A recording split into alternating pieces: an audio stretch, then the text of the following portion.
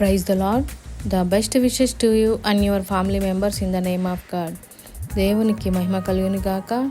దేవుని నామం పేరిట మీకును మీ కుటుంబ సభ్యులందరికీ శుభాభివందనములు.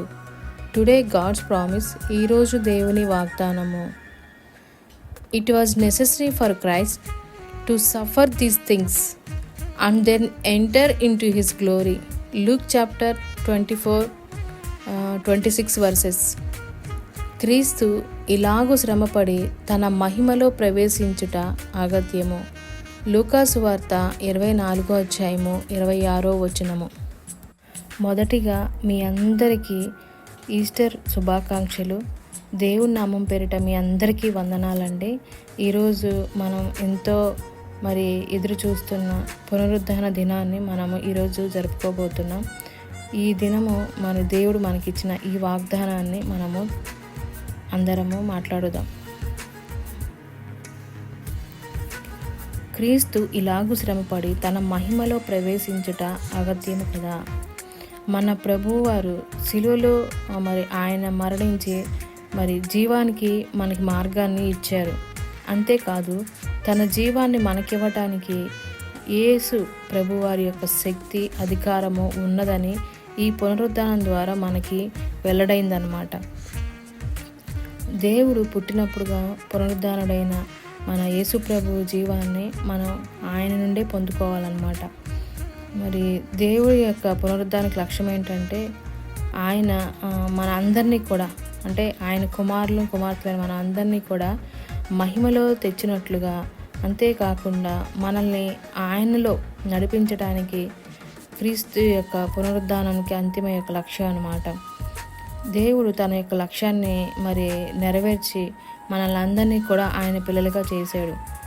మనకు దేవునితో ఉన్న సంబంధం, దేవుని కుమారుడైన యేసు ప్రభు వారికి తన తండ్రితో ఉన్న సంబంధాన్ని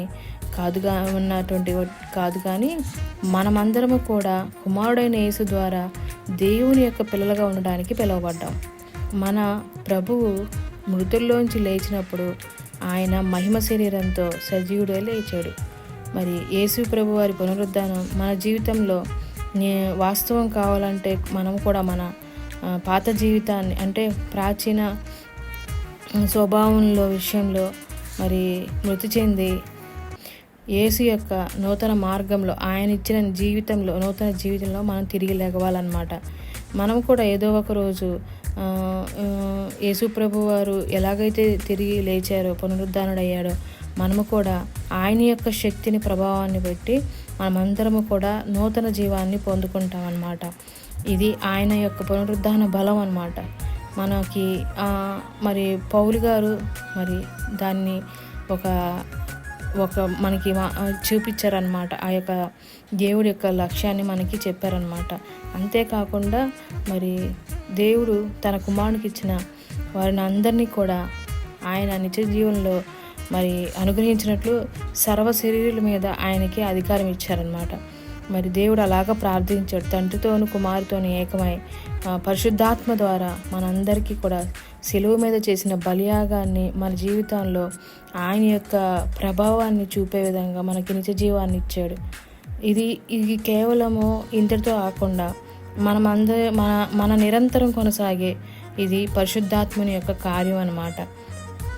పరిశుద్ధాత్మ మనల్ని పిలిచినప్పుడు మనం ఆయన పిలుపు పట్ల విధేయత చూపించినట్లయితే ఆయన మనలో యేసు యొక్క స్వభావాన్ని, అంటే ఆయన మాదిరికరంగా ఈ లోకంలో ఎలాగ జీవించి వెళ్ళాడో మనము కూడా ఆ యొక్క మహోన్నతుని యొక్క సత్యాన్ని తెలుసుకొని మనమందరము కూడా ఆయన మార్గంలో నడిచినట్లయితే మనము కూడా నిత్య జీవాన్ని పొందుకొని ఆ మరణం నుంచి తప్పించబడి పునరుద్ధానంలో ఒక దినాన మనమందరం మహిమ శరీరంతో తిరిగి లేస్తామని దేవుడు స్పష్టంగా చెప్తున్నాడు.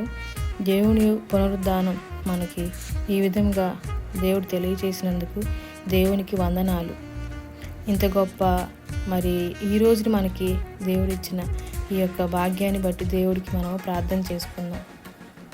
ప్రార్థన. మృతులలో నుండి తిరిగి లేచిన పునరుద్ధానుడైన మా ప్రియ పరలోకపు తండ్రి, మీకెన్నో వందనములు, స్తోత్రములు తండ్రి. ఈరోజు ఈ వాగ్దానం ద్వారా మాతో మాట్లాడినందుకు, మీ పునరుద్ధానంలో ఉన్న శక్తిని అయ్యా మాకు తెలియచేసినందుకు మీకు ఎన్నో వందనములు, స్తోత్రములు. ఈరోజు ఈ వాగ్దానం ద్వారా మాతో మాట్లాడినందుకు వందనములు. దేవా, ఈ వాగ్దానం ఎవరైతే వింటున్నారో వారందరి జీవితంలోనూ, వారి కుటుంబంలోనూ, మరి మా అందరి జీవితంలో నీ పునరుద్ధానం యొక్క మరి ఆ యొక్క గొప్పతనాన్ని తెలియచేసినందుకు వందనములు. అయ్యా, నీలాగా మేము నడవటానికి, మరి ఆ యొక్క నిత్య మహిమలో మేమందరం ఉండినట్లు అయ్యా, మేమందరము కూడా మా ఆత్మతో మేమందరము కూడా సిద్ధపడుతూ ఉండటకు అయ్యా, నీవిచ్చే ఆ యొక్క మరి ప్రాణంలో ఉన్న ఆ మహిమత్వాన్ని పొందుకున్నటకు సరైన మరి హృదయంతో, విశ్వాసంతో మేము మా యొక్క యాత్రను ముగించుకున్నటకు సహాయము దయచేయమని నజరేయుడైన యేసుక్రీస్తు అతి పరిశుద్ధ నామమున అడిగి వేడుకొనుచున్నాము తండ్రి. ఆమేన్.